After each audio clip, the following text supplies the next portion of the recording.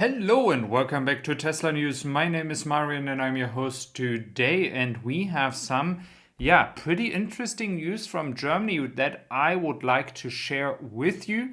And then you can compare that to your issues or, maybe not issues in your country. And it is about the charging infrastructure and the way you pay for it, the way you charge, and all of that combined together. And we will look into that today, and as well a China statement from Elon Musk. So let's start with Grünheide as we are looking into further construction happening here. And really important is that we have to consider that once Grünheide is ready to go, and latest by the mid or end of next year, we could see Grünheide have a big impact on the EV market in Europe and especially Germany. So what will happen is Tesla will further expand their charging infrastructure. You have your Tesla app, you can just charge your car.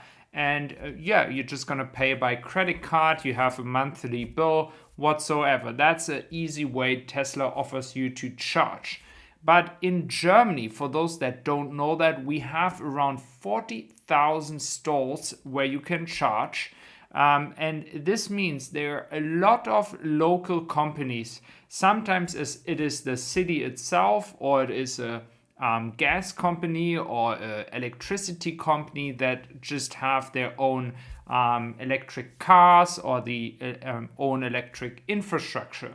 And the issue what happened here in the past years was that everyone has their own card, their own system.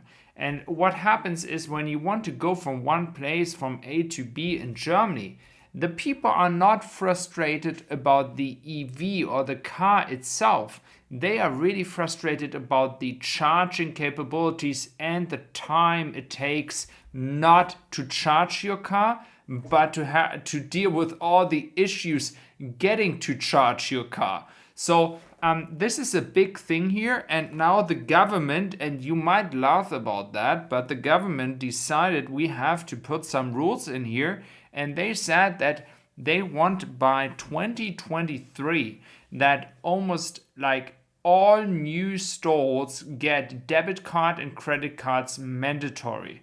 So that is, it's pretty sad to say that as a German that this is coming so late. It's something that they could start with by 2022 if they really wanted to. But it seems like we are pretty slow in this progress right now.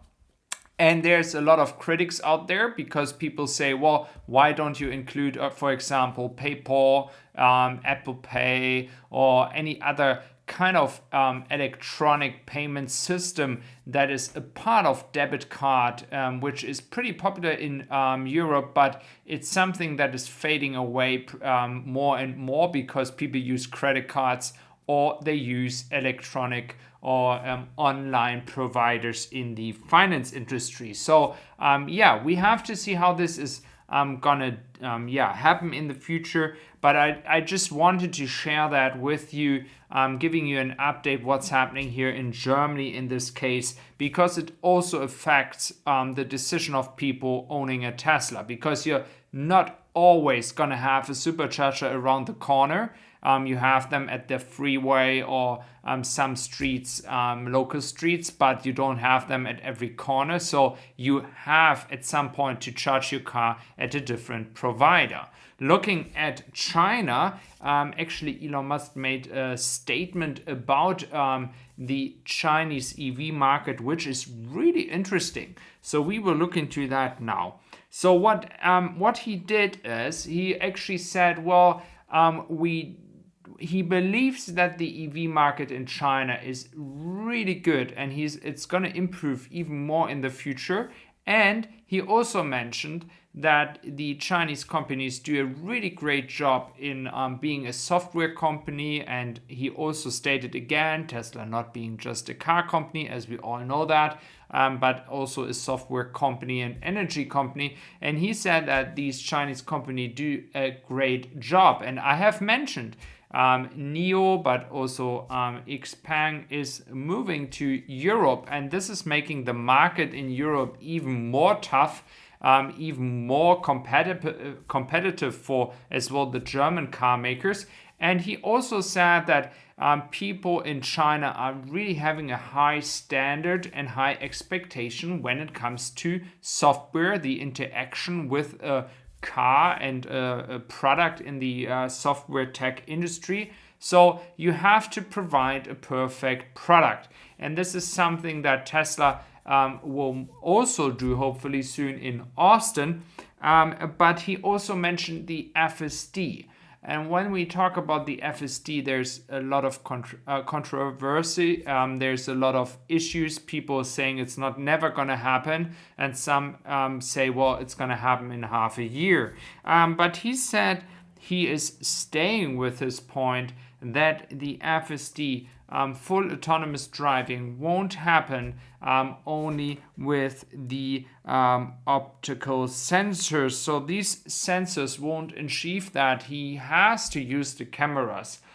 And I'm not sure if this entire cameras or sensors is the same thing as all the people said LFP batteries will never happen, and everyone said that, and now it's happening.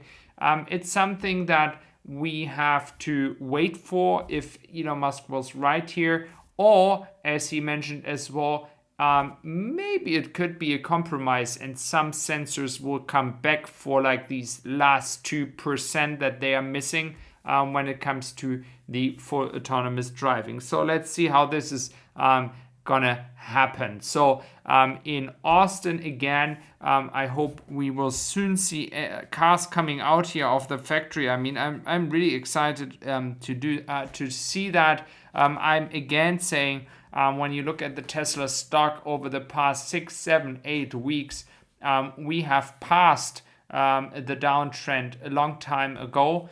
We also passed lower points. I mean, if you look at the weekly chart, that is just showing that it is the calm before the storm. There's slow gains over a few weeks now, but we are at a point where it could soon happen that we see the $800 again. And then we are not far away from moving towards an all-time high. And I think that can happen at that point when people really realize, and looking at the boring company side here in Texas, when people really realize what these two factories will have an impact on Tesla's financial statements and deliveries. So thank you very much for listening as well again to my video today, and I wish you all a wonderful day. So take care, guys. Thank you very much.